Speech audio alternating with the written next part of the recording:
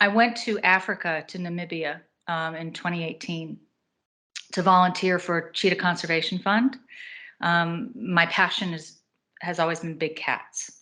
And I came home right before Christmas of 2020, and the pandemic hit. And as an animal lover, advocate, activist my whole life, I said, I don't need to go to another country to help animals. I need to do that here.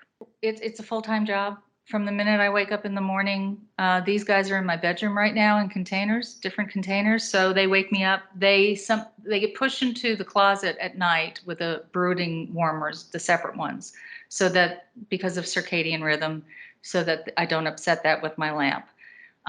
And even with the closet door closed, they somehow know when the sun is rising. So they're tweeting automatically. So they wake me up and we start with that. And then we have cats that I've rescued and then the dogs. And then I start in the barn and then go to the chicken coop. It's a lot of work. I forgot about the feral barn cats. Yeah, I rescued 4 feral barn cats from there's a rescue up in Loudoun County, Virginia, that these cats were.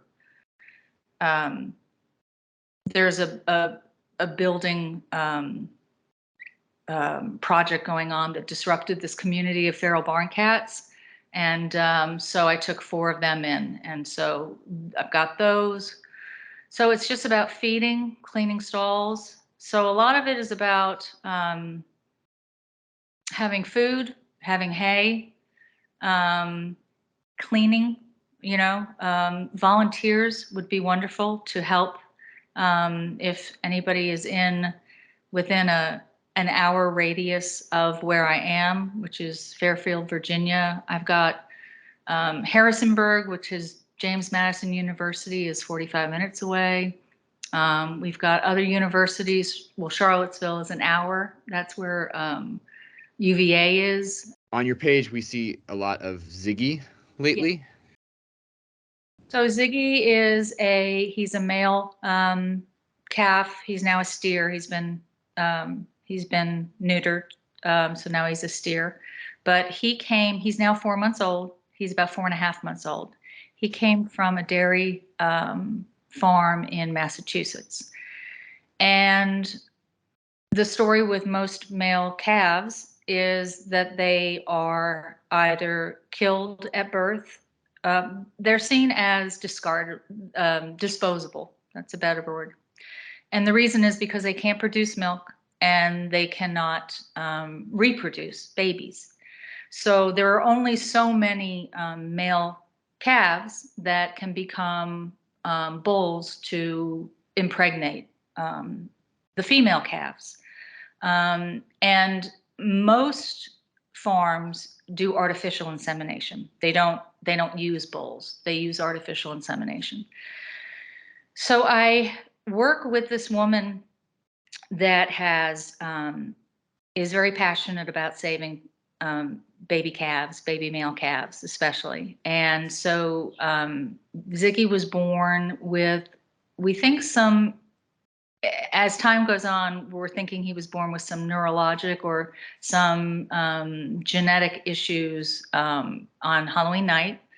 And he came to me. He had a little crick in his neck. He was born before they expected, and he was lying on his neck, and his neck was crooked. So that's where Ziggy Stardust came from.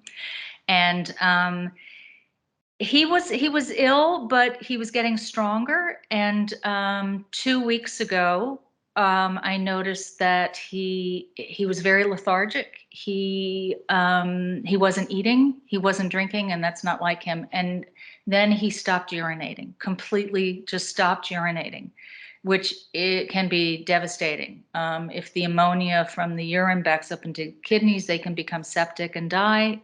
If the bladder ruptures, that can kill them immediately. So I called my vet.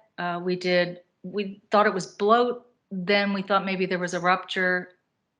We ended up admitting him to, thank goodness, I'm an hour and a half away from Virginia Tech University. And they've got one of the best veterinary hospitals in the country. I'm very, very lucky because I live in a very small farming community here in Virginia. So I brought him there, and he had emergency surgery the night I brought him in. His values, they gave me a 50-50 chance for him to survive. He did die on the table. He had a cardiac arrest. They resuscitated him. And then he was in critical condition for a very long time. They found a blockage in his bladder that was about this big.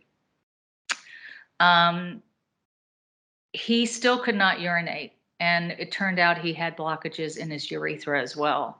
Um, he ended up having a CAT scan, and they found more crystals there.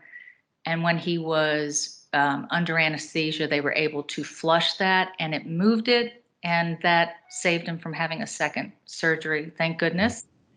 And they kept him and observed him for another, I think, 72 hours to make sure that he would not block again. And I was able to bring him home. It was last Friday. My birthday was last Thursday, and it Mm. was the most beautiful birthday present in the world. Uh, I it's bet. I bet. Happy yeah. birthday.